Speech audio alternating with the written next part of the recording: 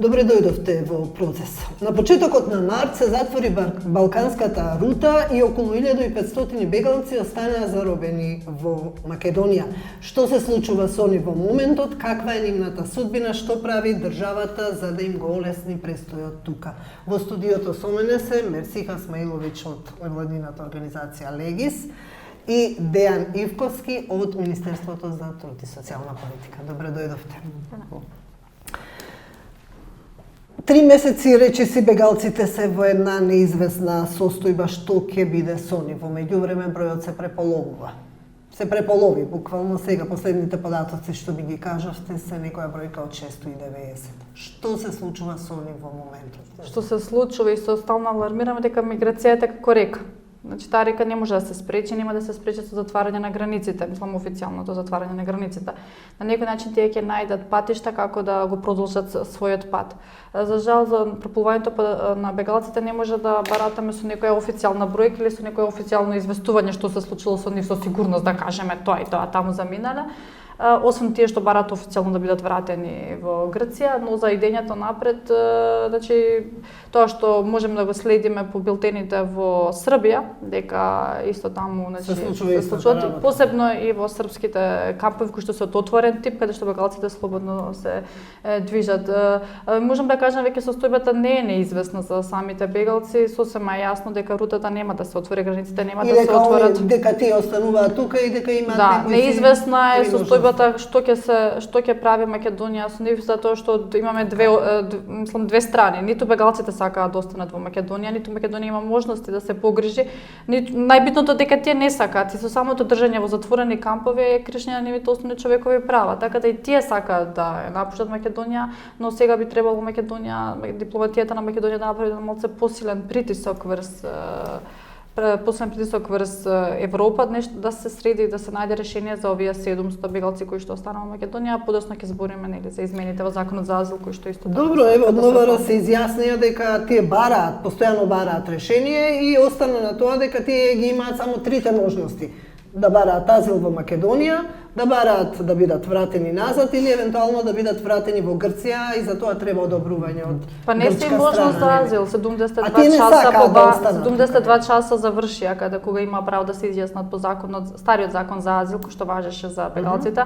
После 72 часа те треба да побараат азил во Македонија или да бидат вратени во земјата каде што влегле. Значи оно што бегалците велат дека не повеќето сакаат да побараат азил во Македонија, бидејќи се плашат дека нели ако побараат азил во Македонија утре не. Тие сепак се надеваат дека ќе стигнат во Германија, дека Германија ќе ги врати во земјата во која што тие не сакаат да останат. За нив Македонија е и ќе остане само транзит земја.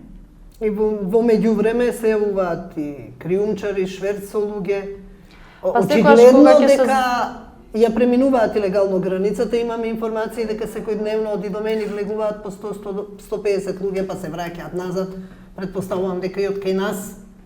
Значи српските власти тоа што треба да излезат со тој податок дека границата со Македонија постојано се преминува илегално, до сега не излегле со никој. Не сум седела дека излегле со никој официјално, но бројот кој што бегалци кој што се намалува на сите не е премногу јасно, но бидејќи сепак се работи за човечки судбини за луѓе, не би сакала уште со цела мака да имат да се доведеме ние да шпекулираме што се случило со нив, само задевам дека се на безбедно место и дека како и да ќе стигнат до некоја нивна своја крајна дестинација. Оние што останаа тука се сместени во камповите Табановци, Гевгелија и двата центри Газибава и Визбегово. Во какви услови се сместени? Па јас мора да кажам дека ние што прави министерството? Значи мора да кажам дека ние се трудиме условите пред се во транзитните центри Табановци и Вино и односно Гевгелија да ги подобруваме условите од ден на ден. Мора да кажеме, да бидеме искрени пред себе, дека кога беше бројката во еден момент 1300 луѓе во Табановци, значи условите стварно не доликуваа. Меѓутоа мора да бидеме и искрени пред себе, бидејќи тие два пункта никогаш не беа кампови. Значи на почетокот државата се декларираше дека нема да формира кампови и ние останавме доследни на тој став. Рековме дека имаме два транзитни центри, значи тоа се транзитни центри за краткотрајно задржување. Никој не очекуваше состојба каде што одеднаш некој ќе ја затвори границата и ќе каже овие луѓе ќе треба да се грижите вие за нив. Бројката во моментот, значи ако збориме за Гевгелија е мала, таа е околу точно 105 лица, и значи условите таму се и на почетокот, значи тој повеќе внимание Подобри од Табановци? Да, повеќе внимание се посветуваше на Винојук уште од самиот почеток на кризата, каде што ја сметавме како влезна точка, каде што требаше да се прават сите тие активности, регистрации така натаму. Апропо Гевгелија, апропо Табановци, каде што мислевме дека таа е краткотрено престојувалиште за мигрантите. Значи Мерсика може да се сеќава, значи Табановци беше накнадно експлозија имаше од луѓе. Да, ама значи на почетокот, значи мигрантите сместуваа во џамијата во Куманово, па после имавме неколку куќички за да одеднаш детектираме дека е потребно да имаме уште еден центар прифатно транзитен центар во Табановци. Капацитетите на двата центра се негде околу 150 легла. Мислим, за подолго трено... Што значи тоа легла? Спијат во кревети или спијат на Значи, имаме кревети, душици, меѓутоа мора да напоменеме дека одредени мигранти кои што доаѓаат од одредени региони, значи нивната култура преферира спиење на потврд под.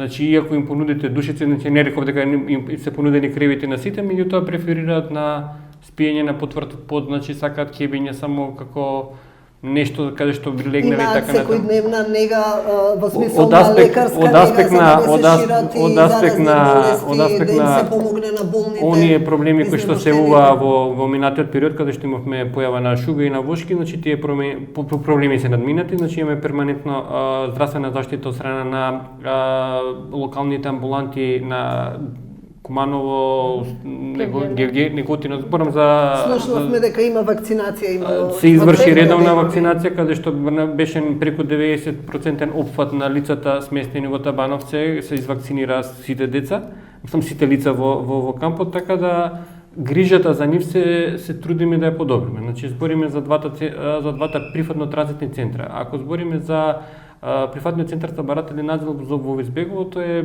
центар кој што е изграден уште во 2008 оперативно уште 2008 година, каде што капацитетот на тој центар е 150 лица, во моментот негдека престојуваат околу 70 лица во тој центар и значи условите се согласно стандардите на Европската унија, значи тоа е подобри од центарот во Газибава, меѓутоа сепак има забелешки на овој видете, значи забелешки секогаш има и секогаш има можност нешто се подобри.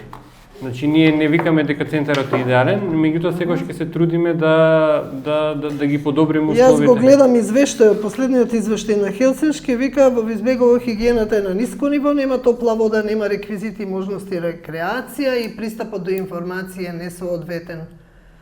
Па јас тука би можел да спорам, меѓутоа би било добро да спорите со некој кој што го напишал тоа. Апропо пишан збор на кој што сега вие се повикувате. Да, тие луѓе, нели, влегуваат. Па, јас не знам Хелсиншки кога последен пат влегол во Визбегово и дали се исказите веродостојни. Значи, затоа реков ако... Ова е официјален извештај, не знам, затоа ве прашувам. Јас затоа реков, значи... Затоа сте вие тука за да ми кажете. Токму така, значи ние сакавме тој центар да биде малку повеќе транспарентен и затоа имаме присуство на невладини организации и постојан мониторинг од Високиот комисаријат за бегалци. Јас би преферирал, значи, кога има вакво нешто, да имаме и некој кој што перманентно е присутен таму, а не од државните институции. Добро, има и едно соопштение кое што излезе, сигурно сте запознаени пред 2 недели, тоа е од агенциите на Обединетите нации кои што се во Македонија и тие велат, луѓето кои што престојуваат во речиси празниот камп во Винојук, ги користат креветите на спрат на контейнерите, но во Табановци има недостаток од кревети и мнозинството на луѓе кои престојуваат таму спијат на клупи, на подот, во колективните застолништа или надвор во шатори. Немаат приватност, често снемува струја, грејењето кога надвор е студено и ладењето кога надвор е топло се несоодветни, санитарните услови се примитивни, слободата на движење е ограничена, што ги принудува луѓето да живеат во услови слични на притвор, тоа што го кажа и Мерсиха.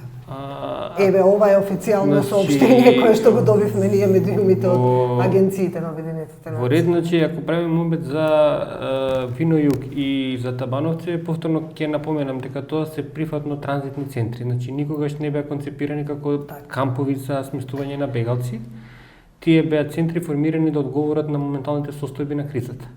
Значи, ако се сеќавате во минатиот период, значи, низ тие центри на дневна основа поминуваат 5 до 10.000 луѓе и тие беа концепирани така, за краткотрajно содржување, за давање на првенствена помош и задоволување на одредени потреби на мигрантите кои што транзитираа низ Република Македонија. Тоа беше концептот, значи, и вниманието на Гевгелија беше посветено повеќе, бидејќи таму се задржува малку повеќе додека се заврши регистрацијата, додека се организира превозот и така натаму, апропо Табановци, каде што престојот нивни траеше не повеќе од 30 до 60 минути.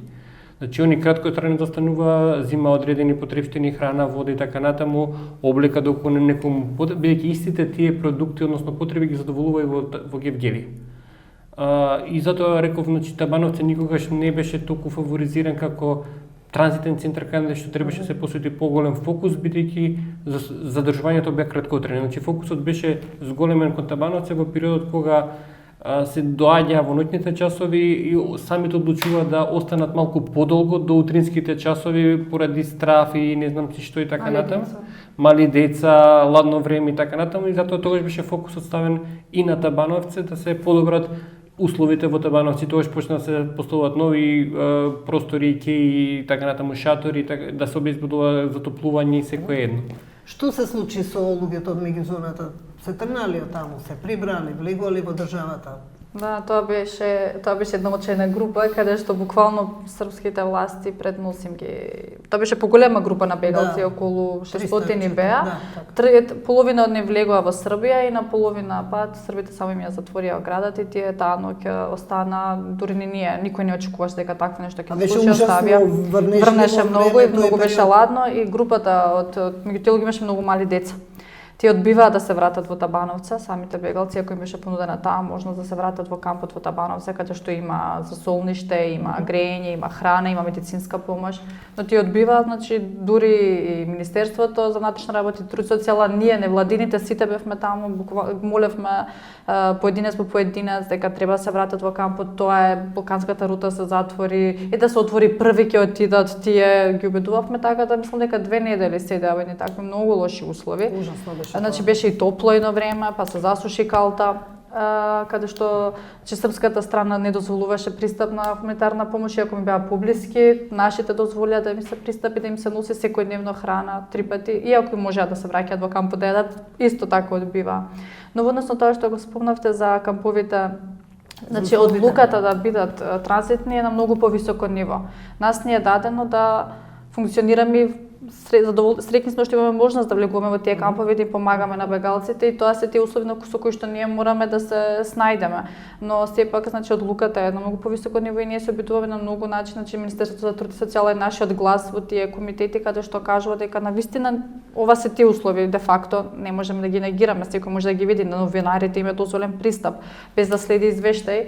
Но тие бегалци се веќе таму 3 месеци, посебно афганистанците се од февруари месец таму, каде што спијат на дрвени клупи, на посебно мажите самци, предност им се дава на семејствата и на жените да спијат во поубавите континери. Така да, значи, треба се свати дека за жал Македонија е принудена од транзитни кампови да стане едно место за кампови, но за еден подолг престој на па се колку долго со дека многу брзо се намалува нивниот. Да, но Македонија е обврзана дека се тие Женевски конвенции, каде што дури претходно Европската комисија налагаше Македонија да прифати одреден број на бегалци, иако сите ние бевме против тоа да Македонија прифати одреден број на бегалци, бидејќи и тие самите не сакаат да останат. Но сепак кога веќе имаме ситуација каде што седат повеќе од недела, 2-3, веќе требаше да се размислува за една по-стабилна градба, како што например во Избегово е стабилна тврда градба, зграда е, за разлика од тоа дека се обични континери или обични шатори. Така да прашањето би било добро кога некој од повисоките надлежни органи кои што одлучува дека тоа да остане транзит камп, да им се упати на нив, а на нас ни е дадена можност да оперираме колку се може со тие кампови. А тоа што е например за пофалба е тоа што значи во камповите има 24 часа медицинска нега од медицинските органи и Црвен крст исто така, има храна, има облека, но за жал колку да им пронудите можности, тоа што е затворен тип, некој на храната, дека не им била поделена летна облека. Тоа е сепак затворен тип. Состојбата е очајна таму, затоа што се седат во затворен простор, комуницираат со своите роднини кои веќе стигнале во Германија, значи очајот кај тие луѓе е многу голем и колку и да се трудите да им овозможите подобри услови, очајот дека се затворени во простор, затворени во земја во кој што тие не сакаат да останат, ќе буди многу други незадоволства. Така да отварањето на границата е нешто што нив најмногу ги би ги направило. Да им дадеме во тој момент и суви бисквити од 3 месеци стари, нема ни да примета дека тоа се случува. Од аспект на условите, јас повторно ќе напоменам дека барањето зацело не можеш да го поднесат во секој момент. Значи тоа е отворена опција, законот никогаш нема дадено ограничување од аспект на тоа кога и колку пати може да поднесете барање зацел. Барањето зацел, значи во изминатиот период го искористи единствено 10 лица од Гевгелија, кои што од Гевгелија поднесува барање зацел и се префрлени во Бизбегово. Значи во оваа насока би сакал да кажам дека тие не сакаат да влезат во постапка зацел.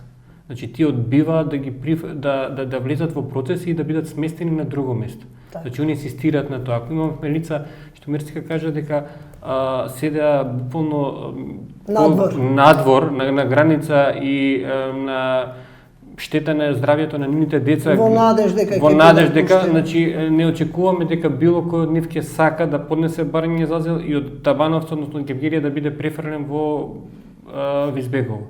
Со исклучок на оние 10 лица кои што го побараа и се сместени. Знаат ли тие, известени ли се во каква состојба се? Затоа што доскоро и ние новинарите не знаевме што со нив. Сега се изјасни МВР дека ние немаме договор со Европска унија, не сме во тој договор меѓу Европска унија и Турција и дека им се нудат тие 3 можности што пред малку ги набројавме. Јас само ќе кажам дека од аспект на известување, информирање на овие лица, значи и во Гевгелија и во Табановци имате невладините организации имаат пристап, неограничен пристап, каде што би ги спомнал дека тука се Македонско здружение на млади правници, Хелсинскиот комитет, како и други организации кои што им нудат и ми го останат информирање, покрај правна помош и информирање за состојби. Многу други организации. Значи јас зборам за организации кои се специализирани во делот на правна помош. Значи јас правно застапување, Леги, СНУН, Мерхамет и еден куп други, се извинувам што нема да ги спомнам сега, организации беа оние кои што застанаа први на браниците на државата, каде што им помогнаа новие лица. Значи они се партнери во целиот период и ние се уште сметаме на голема подкрепа. Огромна подкрепа, не голема, огромна подкрепа на се што се прави во тие центри. Затоа реков, значи, од делот на информирање, они имаат пристап до информации. Значи, можеби ако правиме мобет за недостапност на информации, тоа треба да е во некој период од пред 20 на години кога немавме мобилни телефони. Значи мобилните телефони и во изминатиот период кога почна кризата, прво што бара беше полночи за телефоните и простор каде да ги наполнат телефоните, бидејќи тоа им беше единствен извор на комуникација со роднините кои што ги оставиле и со роднините кои што ги чекаат во некој од европските земји. Затоа реков, значи, од аспект на информација, мислам дека во ова време информацијата е нешто што најбрзо достигнува до нив, така да верувам дека и кога беа одредени немири на јужната граница беа информирани и оние во кампот, иако не се гледа границата од самиот камп. Така да реков, мислам дека информациите ги имаат благовремено од сега дека. Да, и по значи, за информациите, мислам, ни Европа не знае што се случува, но тоа што беше сосема јасно и што го кажа во Стар, дека бегалците кои што се наоѓаат до 20 март во Грција и на Балканската рута не влегуваат во тој договорот меѓу Турција и Европска унија. Тоа старт беше кажано, така да во Грција имате околу 50.000 бегалци кои што до 20 март не успеа, значи тука се афганистанци на кои што во февруари им беше забранет влезот и пакистанци и сите други народи кои што веќе во ноември им беше забранет влезот на Балканската рута. Така да околу 50.000 нашите, значи едноставно Европска унија кажа нас и Турција се оградија, сите бегалци до 20 март кои што влегли и се заглавени нема да влезат во овој договор. Она што им се нуди на бегалците е најдобро да бидат најдобро да се вратат во не може да се вратат во Сирија, туку да се вратат во земја членка на Европска унија, затоа што таму може да бараат поврзување со своето семејство. затоа што тоа може да го прави земја членка на Европска унија, затоа што тие веќе имаат татко, супругот е во Финска, Германија, мајката е таму, значи додат да барат преместување од Европска унија во земја членка на Европска унија. Тоа можеби тоа се трите опции кои што грчките адвокати и грчките активисти го предлагаат на своите бегалци кои што се наоѓаат на грчка територија. Сириците и ирачаните веќе има продолжен престојот, бидејќи се веќе повеќе од 3 месеци. Тие слободно се движат низ камповите, но навистина е една очајна ситуација, да не збориме за кампот и Домени каде што имате на 10.000 бегалци. Тоа не е ни камп, не можеме да го наречеме камп. Македонија ете малку има, Србија исто така, малку Хрватска. Грција има, но Грција е многу поголема и Грција е членка на Европска унија каде што фондовите се многу подостапни за да се грижи. Сепак и Македонија е аспирант за членство на Европската унија, тоа не амнестира тоа да понуди подобри услови за бегалците, но да не го забравиме законот за азил кој што се изгласа 4 април, стапи на сила 11 април, каде што буквално можноста за добивање на азил не може да добие никој кој што ќе влезе во Македонија, бидејќи Македонија смета дека секој бегалец кој ќе дојде од земја членка која доаѓа од безбедна земја членка на НАТО, на Европска унија и на СЕФТА, нема да може да добие азил во Македонија. Така да се соочуваме со еден многу голем предизвик, значи самиот закон е соцема кршење на сите Женевски конвенции и на Европската поелба за човекови права. Така да, значи, во тој момент сега имаме некои поголеми предизвици, секако е да не ги заборавиме камповите, но на институционално ниво мораме да се погрижиме за законот да се врати во нормалата во која што беше, бидејќи Македонија има обврска на секого да му понуди заштита кој што бара. Македонија е обврзана со меѓународни конвенции, обврзана е со човековите права, меѓутоа некако сега како оваа работа да се става под тепих, бидејќи државата не е во политичка криза, меѓутоа мислам дека и ова е еден од приоритетите и предизвиците кои што мора да се реши. Значи безбедна земја и претходно фигурираше како термин во законот за азил и привремена заштита, значи само се направени одредени допрецизирања. Значи повторно сметањето дека земјата е безбедна, значи секое барање за азил е индивидуално право. Значи он во постапката треба да го искаже својот страв, односно причината зашто понесува барање за азил. Апропо тоа, значи јас мора да кажам дека бројот на барање за азил е многу мал. Значи, ако ние во еден период, значи, заедно со колегите од Министерството за внатрешни работи и отидовме на терен да направиме, значи, информирање на лицата во Табановци за оние какви се постапките за азил во Република Македонија и колку од нив се заинтересирани. Значи, процентот на заинтересираност беше 0. Значи, воопшто не беа заинтересирани за никаква постапка за азил во Република Македонија. И затоа реков, значи, не ги интересира постапката за азил, не ги интересира престојот тука. Значи ние сега во овој момент сме затекнати од една состојба која што е нова и за Европа, значи транзит. Значи ви имате земја дестинација и обично во состојби на кризни подрачја, значи луѓето бегаат во нивните блиски соседни земји. Значи многу ретко бегаат во некои си многу далечни земји. Значи го имавте случајот 99-та година, значи голем број од нашето соседство дојдоа тука. Значи после ние се договаравме бидејќи теретот беше преголем за Македонија, па како тие лица негдека да бидат префрлени. Меѓутоа првиот бран беше тука. Како што првиот бран е во Турција. Сега значи правиме молба за некое движење, повторно мигрантско движење од Турција према Европа и така натаму и така натаму. Добро, Европа цело време повторува дека во прашањата што ги упатуваме до таму дека ете тие имаат право на азил и дека дали тие се запознаени дека бегалците не сакаат азил? Значи, дека може да останат. Ако, значи тоа повторно тоа се одредени гласини кои што ние ги слушаме, значи тие не сакаат да поднесат барање за азил ни во Чешка. Значи тоа е повторно земјишник на Европската унија. Значи имавте Хрватска, имавте на рутата беше и Словенија. Тие повторно сакаат да поднесат барање за азил ни во Хрватска ни Словенија. Правиме молба за земјишника на Европската унија. Значи они има детектирана цел. Така си има дестинација. Што се случи со финансиските средства што и беа ветени на Македонија? И добивме ли? Па јас ќе има еден убав префикс ке. Значи од многу ке јас може да кажем дека во овој момент државата конкретно како директна помош 2,2 милиона евра од Светската банката за развој на Советот на Европа нема добиено директна помош, односно грант, односно некаков тип на помош, зборам за вклучително сите министерства и Министерството за социјална политика. Оние средства кои што беа доделени на Министерството беа строго наменети за потребите на мигрантите и за работење и менаџирање на тие два пункта, Гевгелија и Табановце, и за во тој период така наречен подготовка на тие пунктови за зимските периоди.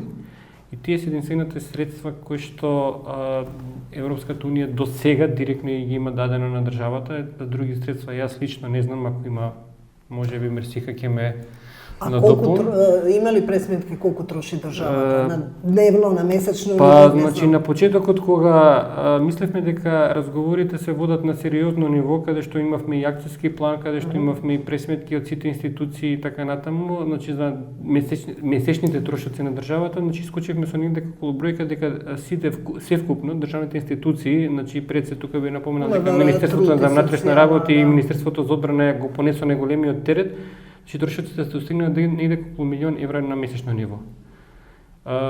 Тие трошоци се буџетски трошоци кои што сите ние ги дадовме за одбрана од тој наплив на мигранти во нашата држава. Ни ветуваа се и се што, меѓутоа конкретна помош до сега нема добиено никаква. Сега може да прерачунате во каков период, значи овие институции беа и се извршува редовно својата задача. Дека стигнат парите, бекалците ќе заминат од. Па најверојатно тогаш ќе рече дека не е потребно да не ги дадат. Вратите ги неискористени. Добро, Мерсиха оди на тие конференции, знае. Не, зашто и ние сме запрепастени на разни конференции каде што се шпекулира со разни бројки. Јас ќе кажам дека на неколку состаноци во рамки на делегацијата на Европската унија ни беше посочено дека толку пари се дадени за Република Македонија, меѓутоа претпоставувам дека тоа се пари кои што се дадени директно на меѓународните организации, на невладините организации без било каква не на владата, не без, на да, иако затоа реков, значи државата користеше собствени ресурси за покривање на одредени состојби на теренот. Со тие моменти стално се шегував дека треба железници да ја финансира државата, бидејќи тие се единствените кои што профитира.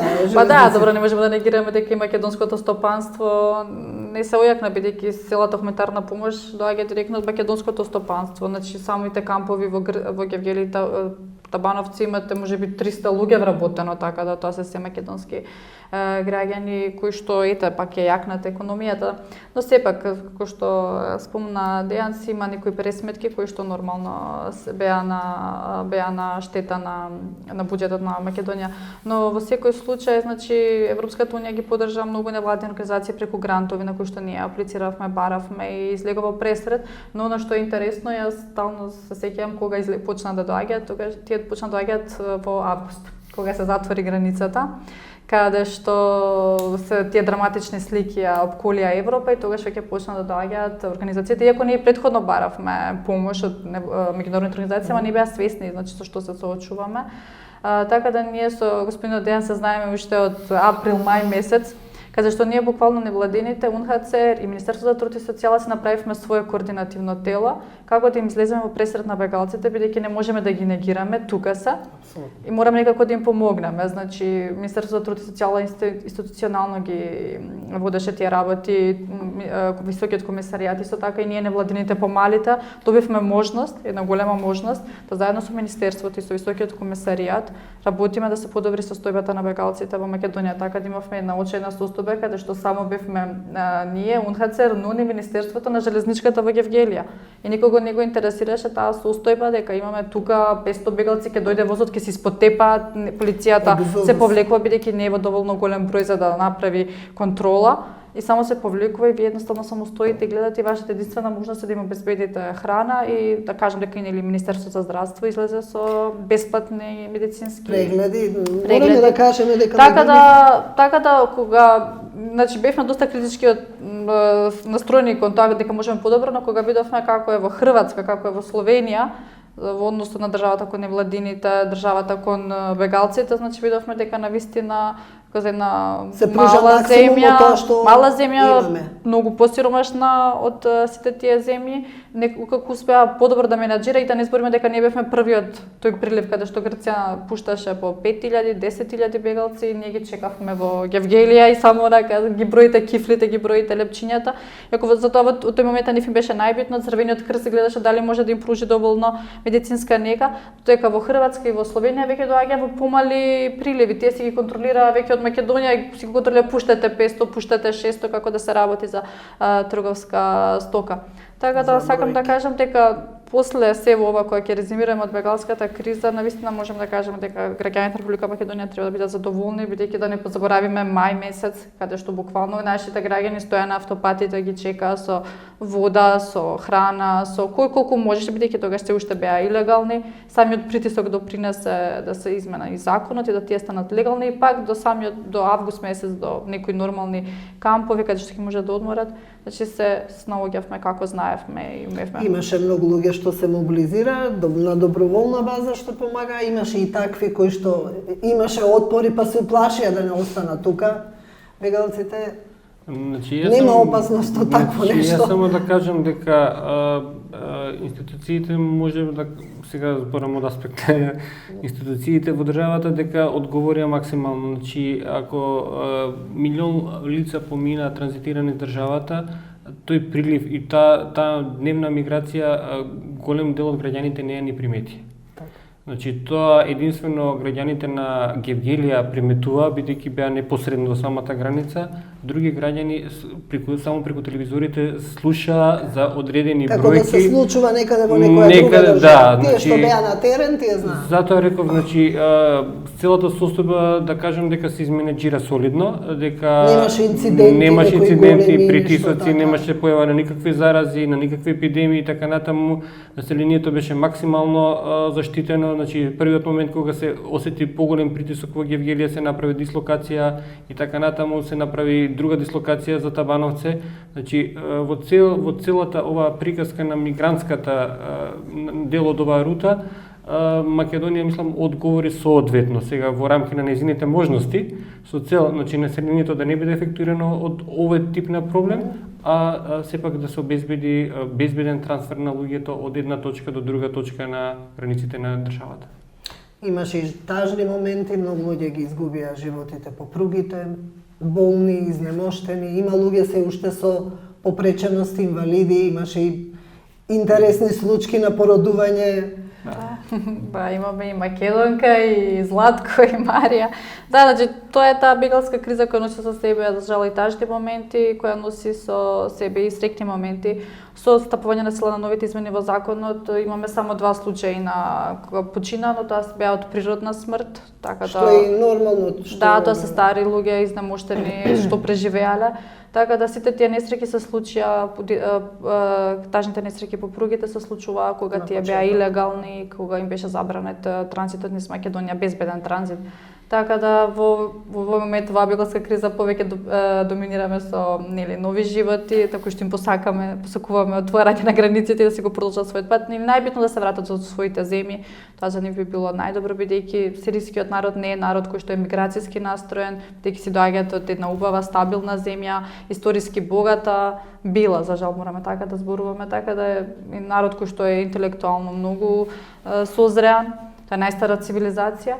Така да, тоа што го спомнавме, ние што имавме прилика да ги запознаеме бегалците, навистина можам да кажам дека сме благородени со едно многу посебно искуство, толку прекрасни луѓе, но од друга страна населението нормално постои тој страв, бидејќи како што кажав, ние сме сиромашна земја, секој друго отежнување на буџетот, бидејќи самото пратили на азил имаат после социјална помош, така да нормално е некој тој страв да се очекува од нив, но страв кој што потекнува од некоја друга предрасуда, нормално не може да се оправда. Но како и да е, ние секој сакаме да се навратиме на убавите моменти, славиме родендени со нив во камповите, славиме, правиме мекици, бабини, како нивните култури тоа го налагаат. Така да можеме слободно со нив да се дружиме, да се запознаваме и да бидеме нивниот глас во јавноста, бидејќи тие истите не може да бидат. Но она што навистина е, веќе медиумите ги нема толку многу во камповите, претходно беа повеќето застапени. Кога се затвараше границата, да, беше интересно сега за веќе медиумите, за странските медиуми. Да, па ети за нашите локални, сега е убаво да се направи една убава приказна, како веќе имаме едно видео интересно, активистките од Ластрата ги што работат со деца, што им дадат поддршка, знаат да ја пеат песната Ехто тоше на чист македонски јазик. Мислам, не знам дали се свесни што пеат, ама навистина многу интересна прилика за бегалците. Така да сакам да кажам дека можеби утре кога ќе се пишуваат книги, романи или научни зданија за бегалската криза, мислам дека Македонија би требала да биде прикажана во една позитивна слика, и затоа што и бегалците кои сега веќе се наоѓаат во своите земји, веќе не наоѓаат на Facebook, и многу не е мило кога ќе чуеме дека со пофалби, сепак во Македонија добива максимална хуманитарна помош, и напуштаат за 3 сата, што за нив е тоа многу битно, да напуштат брзо една земја, да табановци воопшто не сакаат да се задржуваат, бидејќи ја гледаат Србија пред себе. Како нормално тој целиот страв кој што го има со себе дека границите ќе се затворат, кој што за жал стана оправдан.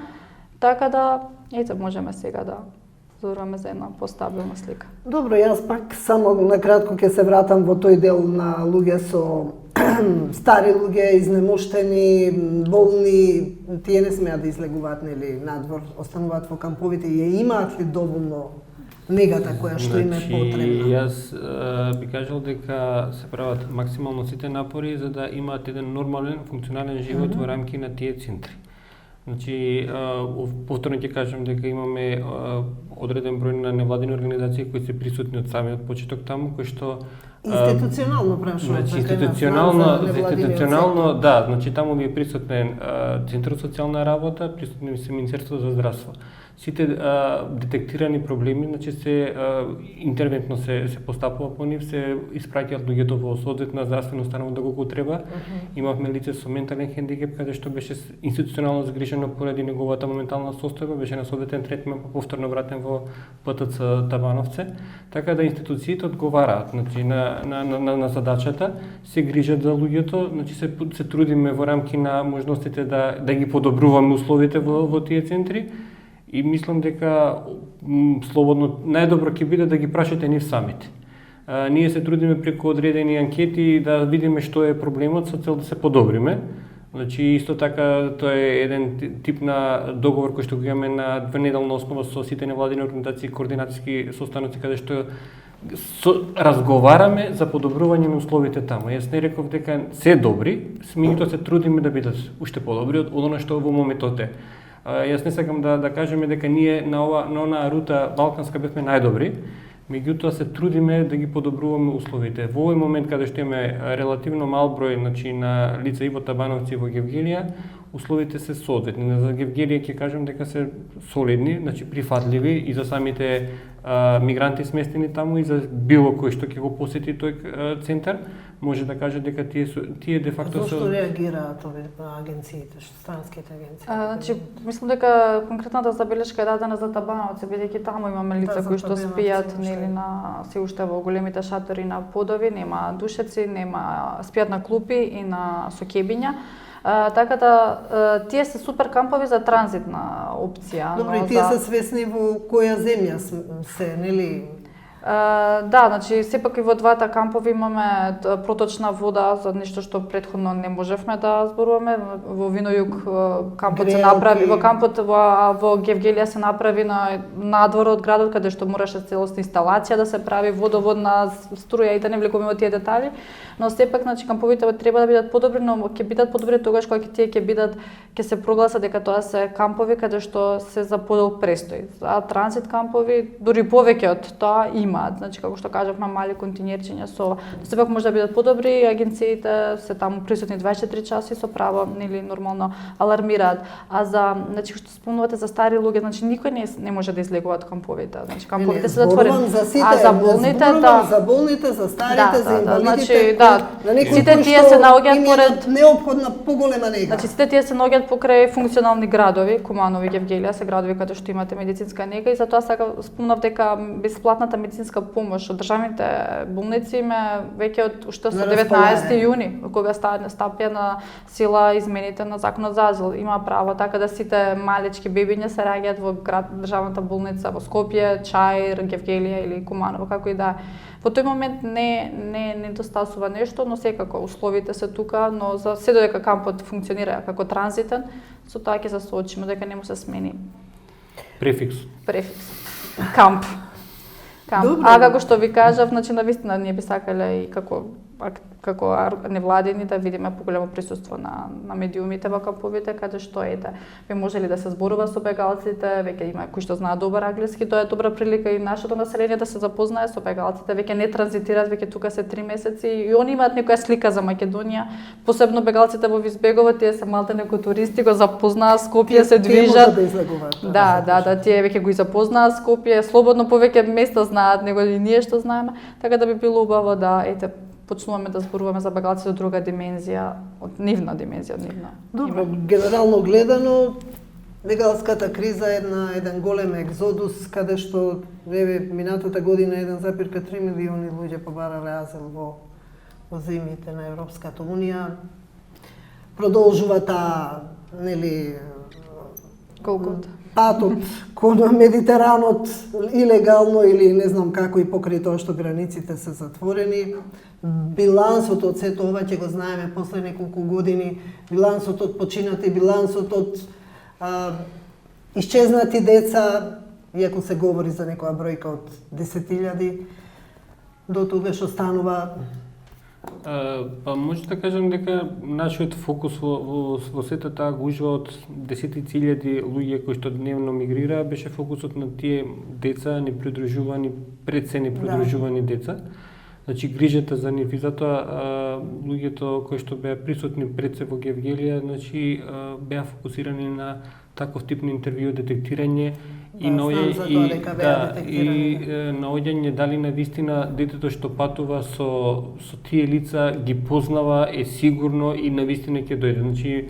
Значи може да кажеме дека во Македонија такви работи не се.